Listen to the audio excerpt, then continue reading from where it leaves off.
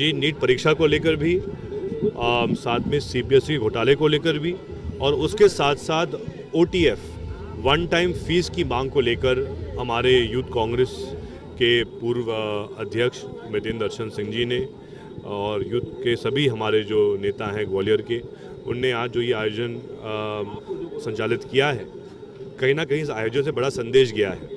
हमारे प्रदेश अध्यक्ष जीतू पटवारी जी भी यहाँ मौजूद हैं, राष्ट्रीय अध्यक्ष यूथ कांग्रेस के उदय भानु चिप भी इसमें मौजूद हैं, और हमारा मूल उद्देश्य यही है, कहीं ना कहीं जिस प्रकार से युवाओं के साथ जो खेल कर रही है भाजपा सरकार, जिस प्रकार से जो अधिकार एक युवा का है कि जो व्यक्ति एक निर्धन परिवार से आता है, इस उम्मीद के साथ परीक्षा देता है कि जो योग्य बच्चा है, जो शिक्षित है, जिसने अच्छी पढ़ाई की है, वही पास होकर आगे बढ़ेगा। लेकिन भाजपा के राज में योग्य बच्चा आगे नहीं बढ़ पा रहा है, बल्कि जो अमीर परिवार से अयोग्य बच्चा है वो लेन देन के माध्यम से, भ्रष्टाचार के माध्यम से पास हो रहा है, सफल हो रहा है, और इसी बात को लेकर आज पूरे प्रदेश और देश में निराशा है।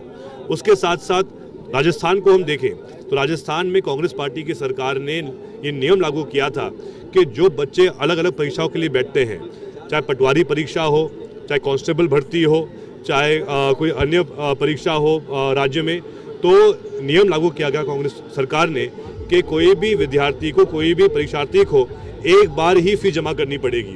जबकि मध्य प्रदेश में ये नियम है, जितने भी एग्जाम हो हर बार नई फीस ली जाती है युवाओं से।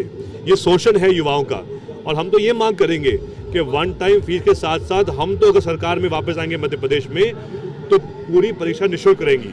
कोई भी युवा को 1 रुपये जमा नहीं करना पड़ेगा, क्योंकि आखिर भाई युवा एक ऐसा एक वर्ग है हमारे प्रदेश और देश का जिसको हमें प्रोत्साहित करना है, निराश नहीं करना है, और इसी मुद्दे को लेकर जागरूकता के लिए ये दौड़ आयोजित की गई है।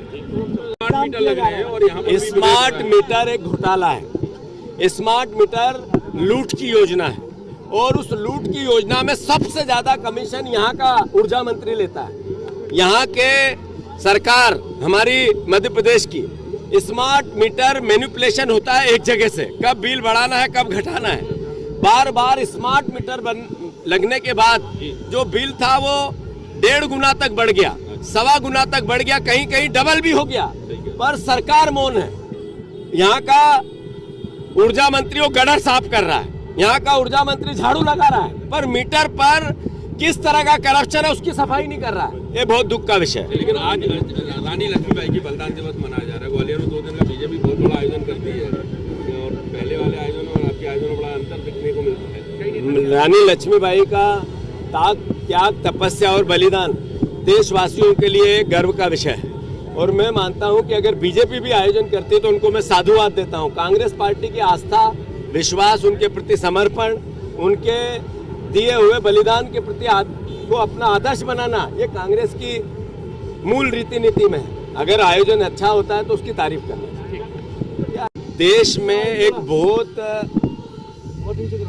अंतर विरोध की भावना व्याप्त हो रही है। देश के 12 साल से देश के प्रधानमंत्री नरेंद्र मोदी हैं।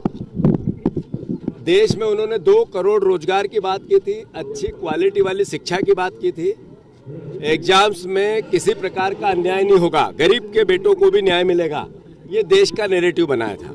12 साल बाद मध्य प्रदेश में 25 साल की बीजेपी की सरकार है, 90 बार पेपर लीक हुए नरेंद्र मोदी के राज में पूरे देश में, 50 एग्जाम्स निरस्त हुई। बार बार पेपर लीक में बीजेपी के लोग पीछे आते हैं, नौकरियों में धांधली में बीजेपी का पूरा सिंडिकेट काम करता है। आज देश में सबसे बड़ा प्रश्न है कि देशभक्ति क्या है।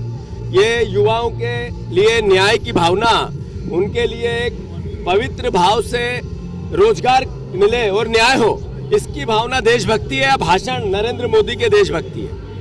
नरेंद्र मोदी देशभक्ति की भाषण तो देते हैं, पर धर्मेंद्र प्रधान जो क्राइम कर चुके हैं, बीजेपी के लोग क्राइम कर चुके हैं, उस पर मौन रहते हैं। हमारे नेता, देश के युवाओं के नेता राहुल गांधी जी ने ये बीड़ा उठाया है। जो नए बच्चे हैं उनको सच्ची, सुरक्षित और अच्छी शिक्षा मिले, क्वालिटी वाली शिक्षा मिले, ये देश की प्रथम लड़ाई में से एक लड़ाई है। मध्य प्रदेश में आज बेटे और बेटियों को फ्री शिक्षा क्यों नहीं मिलनी चाहिए, ये सवाल देश के सामने है। जो बेटा एग्जाम देता है, पास नहीं होता है पर फीस देता है, ये कैसी भावना एक सरकार की हो सकती है कि बेरोजगार बेटे से बार बार फीस लेना?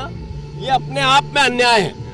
जहां तक प्रश्न है पेपर लीक का, जहां तक प्रश्न है एग्जाम घोटाले का, जहां तक प्रश्न है एजुकेशन अच्छा क्वालिटी वाला और सस्ता मिलने का, राहुल गांधी जी ने बीड़ा उठाया है। आज कोटा में वो सभी नए बच्चों से बात कर रहे हैं जो एग्जाम्स की तैयारी कर रहे हैं।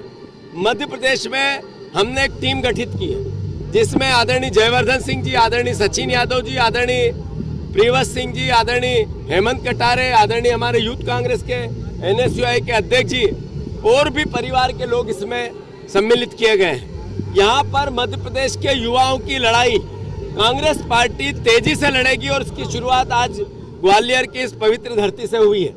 जो लोग बार बार ये कहते थे कि हम युवाओं का भविष्य बनाएंगे, वो विदेश यात्रा पे हैं।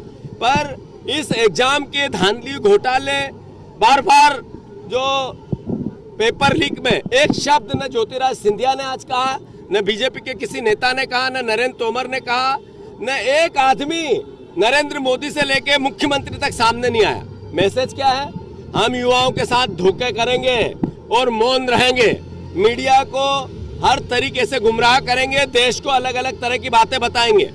मैं मितेंद्र को बहुत साधुवाद देता हूं, यूथ कांग्रेस को बहुत साधुवाद देता हूं, जिन्होंने इस लड़ाई की शुरुआत यहां से की है। आने वाले समय में पूरे प्रदेश में इस लड़ाई को हम पहुंचाएंगे।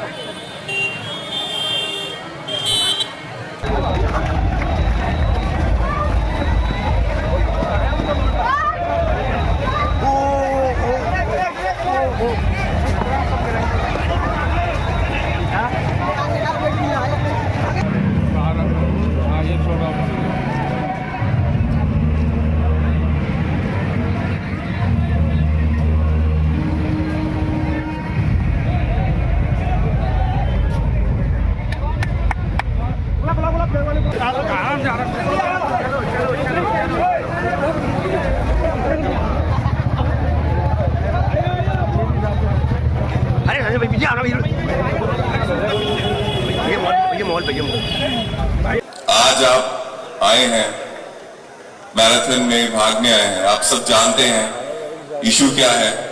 ओटीएफ का मतलब समझते हैं? One time fees. जो इशू है वन टाइम फीस, जैसे जीतू भैया बता रहे थे कि हमने राजस्थान में करके दिखाया, वहां पे ऐसा हुआ है कि एक ही बार फॉर्म भरना है और बाकी सारे जो आपके एग्जाम्स हैं वो उसी फॉर्म से आप एलिजिबल हो जाते हो। 40,000 रुपए खर्च के 5-6 जगह एग्जाम देते हो।